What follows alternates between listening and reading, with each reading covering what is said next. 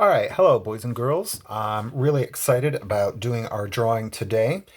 We have learned how to draw a panda. A lot of the shapes are actually pretty similar to the drawing of a dog, but a little bit different.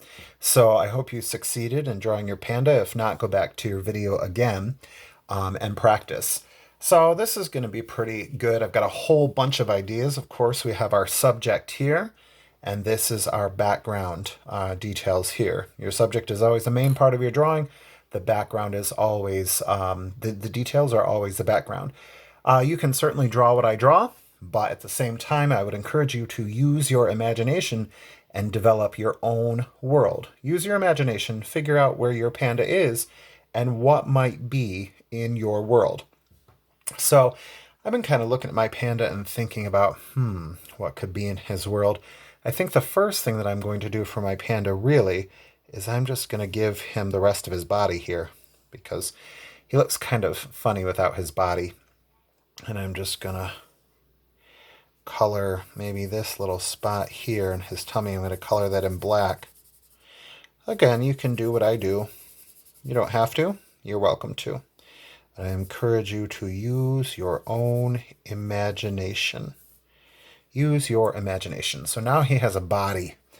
I almost think my panda kind of looks like he's on vacation or like he's a tourist. But we're going to say that my panda, he lives way out in the jungle.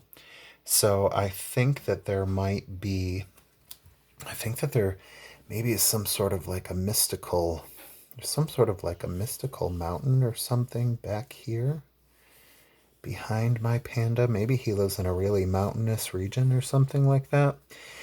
And we don't really fully know kind of what's up there, but I think maybe there was an old Chinese pagoda or something up here like this. Some of those Chinese houses have, or Asian houses have kind of curved roofs like this. They're really quite beautiful, actually. But we're going to pretend that this is up here. There's some sort of a pagoda, or there was something up here. I'm not really sure who used to live there, but we can leave that up to our imagination. Maybe it was a friend's house that he used to visit or something like that. But either way, kind of way up in the mountains. You know what? Back here, I think there's just maybe some kind of wispy clouds back here, or maybe the wind is blowing. It's a kind of very mysterious place, I think. We don't really know everything about where this panda is, but it's kind of fun sometimes to leave it up to a little bit of mystery. We'll pretend there's either wisps of clouds or maybe it is just mists or something moving back there. So here we're going to have at the bottom of the mountains here, I think that we're going to have, it would be kind of cool if we had some sort of a wall, I think. Almost like maybe it's the Great Wall of China. We don't know. Maybe the Great Wall of China in this drawing, maybe it comes down, maybe it kind of winds around over here.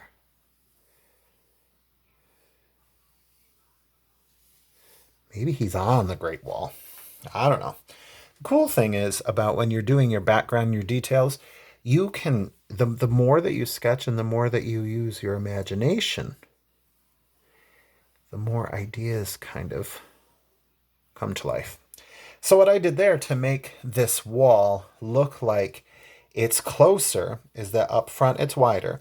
In the back, it's really close together. So when you do one line, like a squiggly line like this, then another line, you start pretty much at the same point. And then as you follow the other line, as you come down and forward in your picture, you slowly get wider. Okay?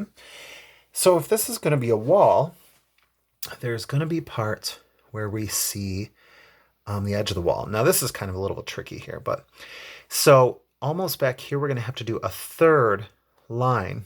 These two are going to be the top of the wall. It's like the Great Wall of China. You can walk on the wall like this. So Let's see, we'll start at the same point, follow this line, but we're gonna get wider.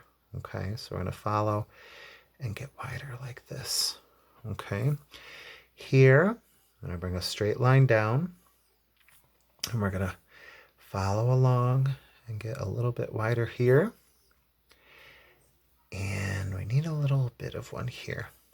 And here, same thing, line down, follow the shape, but just get wider as we come forward. I could have made that one a little bit wider, couldn't I? I'm doing this with marker so you can see it easily, but if you with pencil, you would erase and then we could bring this line out a little bit wider. Okay, now it almost kind of looks like a raised road, or maybe it looks a bit like a wall, which it should. I think what I'm going to put on here is just some lines that go straight across to make it look like there's bricks. Maybe it's made out of bricks. But the trick is that as you come forward, the lines should get further and further apart. And as you go back, the lines should get closer and closer together. So let's try this. So really at first, they should be wider. And as they move back, your lines should get closer and closer and closer together. Really, until the lines are so close together, you can't see any space between them at all. Okay? So that's how you make it look like the bricks are all the same size, actually. But when they move back, they get closer and closer together. But it's called an optical illusion, right? So we make it wider in the front and closer and closer and closer together as we go back. Just kind of makes it looks like that the road, or the wall, sorry, the wall is made up of bricks, and maybe it has some bricks on top where you walk. And you can decide as well. You can decide if you want to have stones in the walls, or you could decide if you want your walls to have more bricks. That's all up to you. I'm going to kind of make stones in my walls. I just think it looks cool, looks interesting. Who knows? But again, this is mine. You don't have to do exactly what I do. You can do whatever you like. It is your world. You can use your imagination. Okay? And I think if he really is kind of way out in the jungle and there's these mountains behind, there should be some palm trees out here. So I'm really going to make just really the top of the forest by doing a bunch of jagged lines, because really it kind of looks like this panda is looking out from a hill. Maybe he's up on another mountain looking out towards all of this. I don't really know. But so if it were that way, you wouldn't really see every tree trunk. You would kind of be seeing just the tops of the forest and of the leaves. And you can do that by making just kind of a bunch of jagged lines. Again, this is my world. Doesn't have to be your world. But I kind of thought that maybe this panda is up high, and maybe he's looking down on all of this. And maybe he's, I don't know, maybe this road or this wall, maybe it winds up here at this pagoda. We don't know. But it's kind of cool to use your imagination and see where it takes you. And in the same way, if you're going to do this, as you get further and further away, the things that you draw should get smaller and smaller and smaller. That's how that's how it looks like things are sort of disappearing into the distance, and things that are closer are bigger. So I think this is a pretty cool drawing. I'm very excited to see what you come up with. I'm sure you're going to come up with something really cool. And when you're all done, give it some color. If you have crayons or colored pencils or markers or anything you like. If you don't, just keep drawing with pencil. You can do all kinds of great things with pencil. Really look forward to what you draw, and I hope this has been a fun drawing for you.